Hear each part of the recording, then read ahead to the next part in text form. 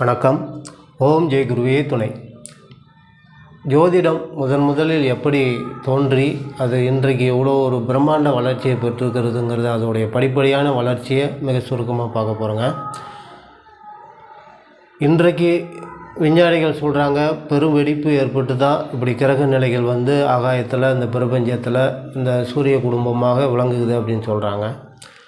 இன்றைய விஞ்ஞானிகள் சொல்வதை அன்னைக்கே நம்ம முன்னோர்கள், மகான்கள், ரிஷிகள், மகரிஷிகள், சித்தர்கள், ஞானிகள் இப்படி சொல்லிக்கிட்டே போகலாம். அன்றைக்கி மெய்ஞானிகளாக வாழ்ந்த நமது முன்னோர்கள் இதையெல்லாம் எந்த ஒரு அறிவியல் கருவியும் இல்லாத காலத்திலேயே போயிட்டு பார்த்து, இந்தந்த கிரகங்கள் இந்தந்த இடத்துல இருக்குது, இந்தந்த நேரத்தில் அவைகள் ஒளி வீசுது அப்படின்னு சொல்லிட்டு அதை நம்ம ஆலயத்துக்குள்ளாரையும் வச்சு அதுக்கான துணியை கரெக்டாக இது பண்ணி கட்டியிருக்காங்க. இதெல்லாம் உங்களுக்கு எல்லாருக்கும் தெரிஞ்சது தான். இப்போ நம்ம அதை பற்றிய ஒரு உள்முக சிந்தனை பண்ண போகிறோம். எப்படி அவங்க இந்த இதெல்லாம் வச்சாங்க அப்படின்னு சொல்லி, அப்படிப்பட்ட இந்த ஜோதிட கலை, அந்த கிரகங்கள் பற்றிய ஆராய்ச்சியான அந்த ஜோதிட கலை முதல்ல எப்படி தோன்றுச்சு அப்படின்னு பார்க்கும்போது, வேதங்கள் காற்றில் கலந்தே இருக்குங்க இயற்கையில், பிரபஞ்சத்தில். நம்ம மெய்ஞானிகளான முன்னோர்கள் அதை தங்களுடைய தியான தவ பலத்தினால் அவர்கள் உணர்ந்து பார்த்துருக்காங்க. இப்படிலாம் இருக்குதுன்னு சொல்லிட்டு அவங்க உணர்ந்து பார்க்கும்போது, அவங்க தன்னுடைய சீடர்களுக்கும் சமகாலத்திய மகான்கள், ரிஷிகள் அவர்கள்லாம் கூட்டம் கூடி பேசிக்கிட்டு இருக்கும்போது அவர்களுடைய எண்ணத்தின் தொகுப்பாக வேதங்களை கொண்டு வராங்க. அந்த வேதங்களை தொகுத்தவங்களாக நம்ம இன்றைக்கி வேதவியாசர், விஸ்வாமித்திரர், வசிஷ்டர், இவங்களை நம் முன்னோர்கள், மகான்கள், ஞானிகள், மகரிஷிகள் இன்னும் எத்தனையோ பேர் இருக்காங்க, நமக்கு தெரியாது. இவங்க தான் இதை கொண்டு வந்தாங்கன்னு நம்ம சொல்லுவோம். இன்னும் இப்போ எத்தனையோ பல பேர் இருக்கலாம், அவங்களையும் நம்ம நேரத்தில் வணங்கிக்கிறோம். ஆனால் அந்த வேதங்களை தொகுத்தவராக வேதவியாசர் அப்படி இருந்து நம்ம வேத வரலாறை ஆரம்பிக்கிறோம். அந்த வேதங்களை 4ஆக வேதவியாச பகவான் நமக்கு தொகுத்து கொடுத்துருக்காருங்க. அந்த 4 ஒன்று ரிக்கு, யஜுர், சாமம், அதர்வனம் அப்படிங்கிறது கூட இப்போ தெரியும். அந்த ரிக்கு என்ன சொல்லுது, அந்த வேதங்களில் 4ல் ரிக்கு என்ன சொல்லுது அப்படின்னு சொன்னால், பிறப்பு முதல் இறப்பு வரை உள்ள விஷயங்களை பேசுது. யஜுர்வேதம் அது என்ன சொல்லுதுன்னா, என்ன சமைத்து கொண்டு என்ன ஹோமம் செய்தால் என்ன பலன் கிடைக்கும், என்ன பிரச்சனையை தீர்த்துக்கலாம் அப்படின்னு சொல்லி நமக்கு யஜுர்வேதம் சொல்லுது.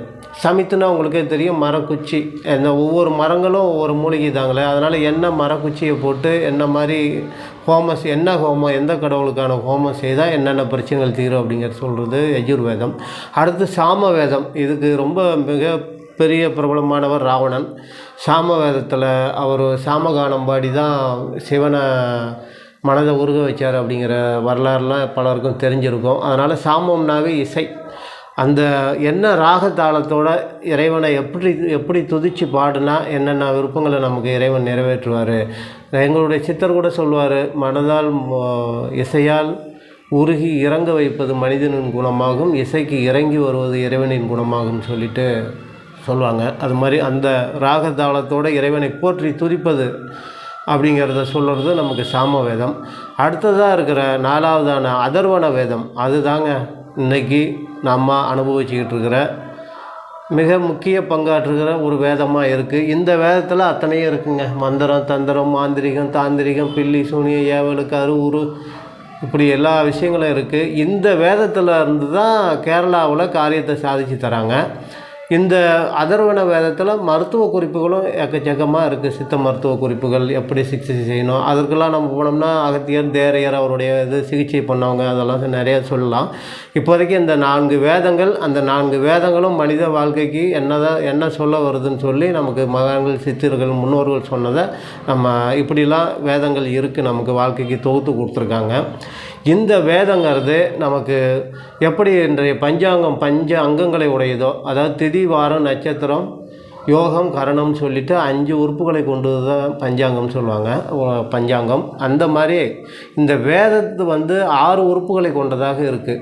6 அங்கங்கள் கொண்டது தான் ஒரு வேதம் என்பது. அந்த 6 அங்கங்கள் என்னென்ன, அதாவது அந்த வேதத்தின் மூலமாக இற்றையெல்லாம் மனித வாழ்க்கைக்கு மனிதனாக வாழ்கிறதுக்கு கொண்டு வராங்க. அந்த 6 உறுப்பு என்னன்னு கேட்டிங்கன்னா, முதல்ல சிக்ஷைனா சிகிச்சை மருத்துவம். 2வது வியாகரணம்னா கல்வி பயிற்சி. இது மாதிரி சந்தஸ்னா சங்கீதம், நிருத்தம் அப்படின்னா நாட்டியம், 5 ஜோதிடம், 6 கல்பம் அழியா நிலை, அது ஆன்மீகம்.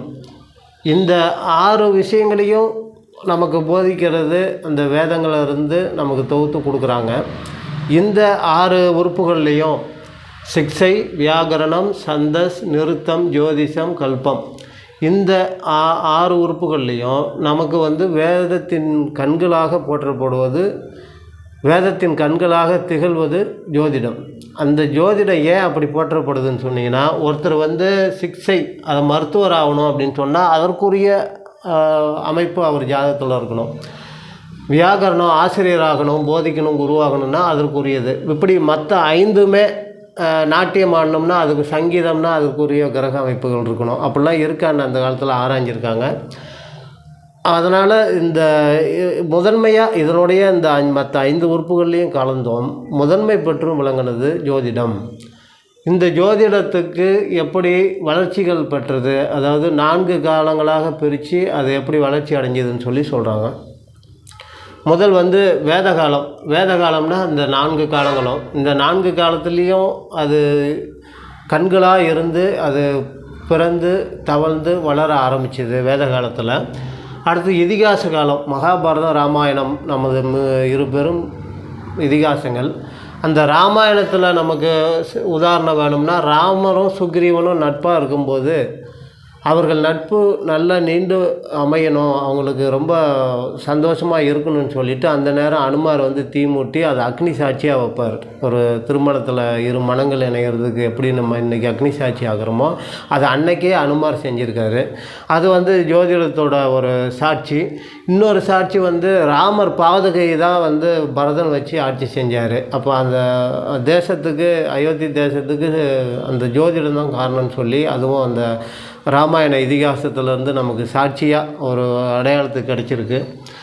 அதாவது நம்ம எப்படி அந்த ஜோதிடம் வளர்ந்ததுங்கும்போது, அடுத்து அந்த மகாபாரதத்தில் துரியோதனன் சகாதேவன்ட்ட நான் எப்போ யுத்தம் ஆரம்பித்தா வெற்றி பெறலான்னு சொல்லிட்டு சகாதேவன்ட்ட கேட்கும்போது, சகாதேவனை தான் அடிக்கிறதுக்கு துரியோதனன் கேட்குறாப்புல. இதுவும் உங்களுக்கு தெரியும். ஆனால் கலை என்று வரும்போது, ஜோதிடம் என்று வரும்போது அந்த கலைக்கு உண்மையாக இருக்கணும்.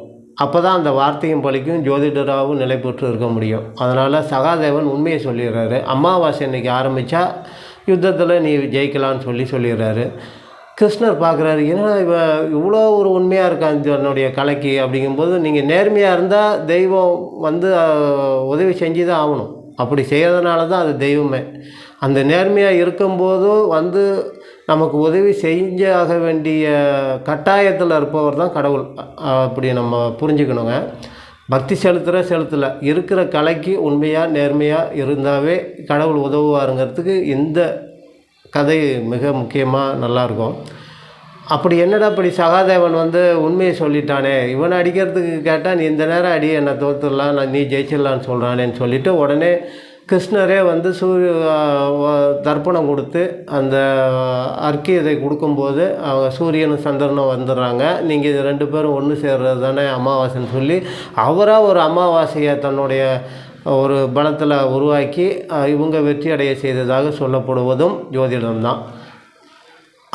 அப்படி ஒரு சகாதேவன் சொன்னதும் கிருஷ்ணர் அமாவாசையை உருவாக்கியது. இதெல்லாம் புராண இதிகாசத்தில் நமக்கு ஜோதிடம் வளர்ந்துருக்கு அப்படின்னு சொல்கிறதுக்கு சாட்சி. அடுத்ததாக வர இலக்கிய காலத்தில் சிலப்பதிகாரம், சீவக சிந்தாமணி, குண்டலகேசி, நலதமயந்தி வாழ்க்கை, அரிச்சந்திரா வாழ்க்கை, இவர்கள் மூலமாகவும் மக்களின் நம்பிக்கையில் அந்த ஜோதிடம் மேலும் வேரூன்றி விருட்சமாக வளர்ந்து வந்தது. இப்போ நவீன காலத்தில் ஜோதிடத்தின் இன்றைய பிரம்மாண்ட வளர்ச்சியை தான் சொல்ல தேவையில்ல. எங்கேயும் எதுலேயும் என்றைக்கும் ஜோதிடமாக இருக்குது. ஒரு நம்பருக்கு மிஸ் ஆள் கொடுத்தா கூட ராசி பலன் தெரிஞ்சுக்கலாங்கிற மாதிரி. அதாவது இந்த ஜோதிடம் வளர்ந்துக்கிட்டே இருக்கும். எப்படின்னா எப்போ எதிர்கால பலனை அறியணுங்கிற ஆவல் மனிதனுக்கு இருந்துக்கிட்டே இருக்குமோ அது வரைக்கும் ஜோதிடம் வளர்ந்துக்கிட்டே இருக்கும் அப்படின்னு தான் இதனுடைய வளர்ச்சி போயிட்டுருக்கு. ஜோதிடம் பல விஷயத்துக்கு ஒரு பெரும் நன்மையாக இருந்துக்கிட்டும் இருக்குது. உங்களுக்கும் தெரியும். அது உங்களுக்கு ஜோதிடர்கள் வேறுபடலாம், ஆனால் கலை உண்மையான கலை அப்படிங்கிறது தான் நம்ம இதுவரைக்கும் இந்த வரலாறில் பார்த்துருக்கோம். இந்த ஜோதிடத்துக்கு 18 ஆசிரியர்கள் இருக்காங்க. 18 அவர்களுடைய சித்தாந்தங்கள் இருக்குது. அவங்க யார் யார் என்னென்ன முறைகளை கொண்டு வந்தாங்க, ஜோதிடத்தில் அவங்க என்னென்ன யார் யார் என்னென்ன பங்களிப்பு செஞ்சாங்கங்கிறத அடுத்த வீடியோவில் பார்ப்போங்க. நன்றி, வணக்கம், சந்தோஷம்.